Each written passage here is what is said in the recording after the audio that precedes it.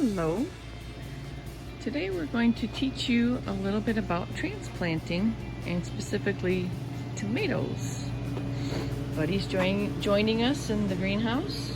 He likes to sniff the plants and he just likes to be out here with us. So today we're going to transplant. Let's see what we have. Mortgage lifters. The first thing in transplanting, I'd say one of the most important things is labeling. We've had many times where we forgot to label a tray, and then we call them surprise tomatoes or mystery tomatoes. So I'm going to talk a little bit about tomato plants. I'm going to pull one out here. Usually I use a little stick so I can get the whole root, pop it out.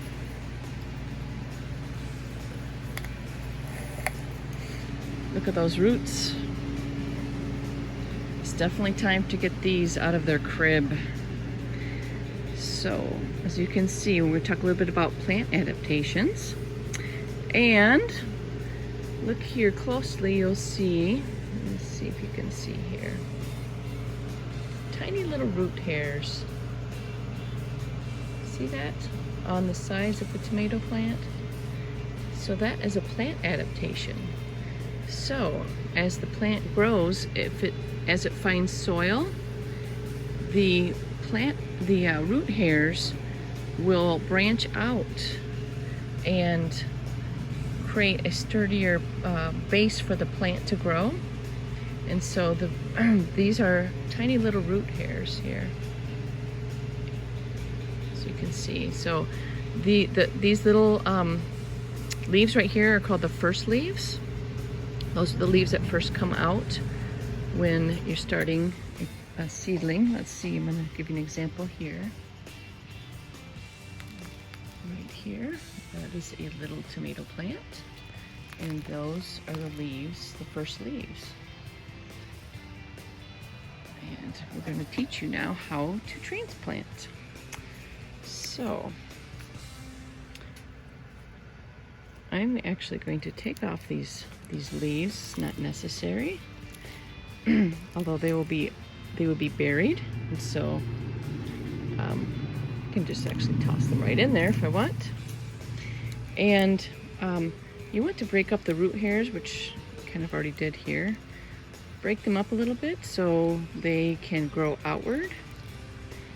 And I'm going to bury this tomato plant, and all these root hairs on the sides of the tomato plant will now become where the roots will come from and grow from, and that'll make the plant stronger and sturdier, and it'll help to actually with growth.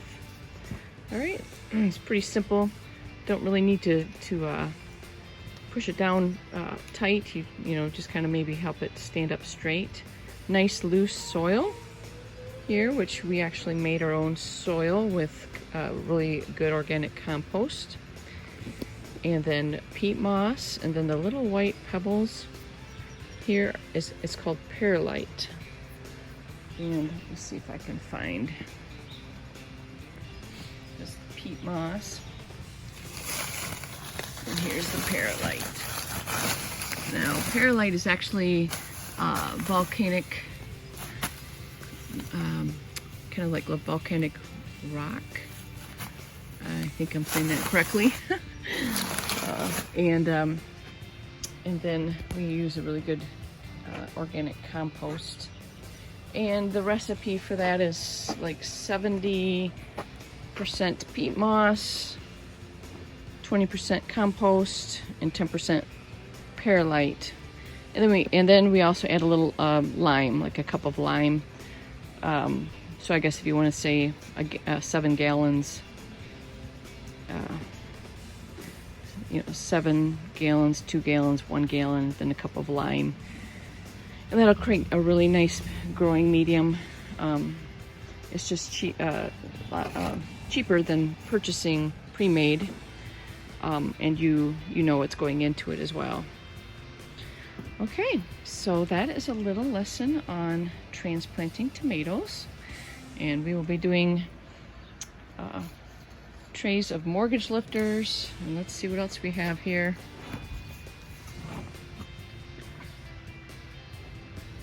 German pink, which is my dad's favorite, Papa's favorite. Cherokee purple. Got some black cherry.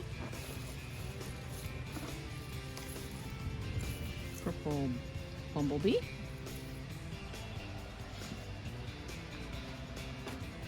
Let's see, we already did some Cherokee purple there. Brandywine. Tommy Toe, a cherry.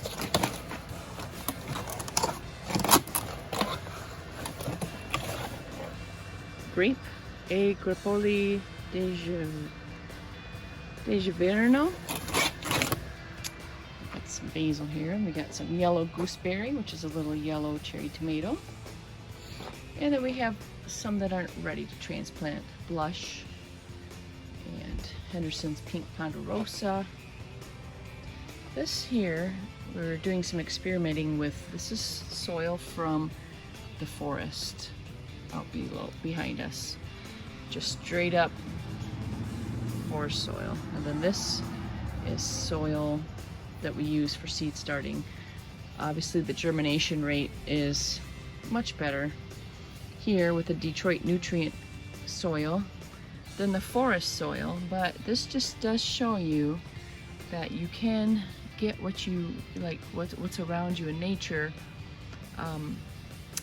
I'm sure we're missing, you know, maybe some, I'm thinking lime, but this is just straight up digging soil from the forest. So next time if I, you know, didn't have soil, I could dig up some soil from the forest and maybe plant 2 seeds per cell, 2 or 3 seeds per cell, and get some germination.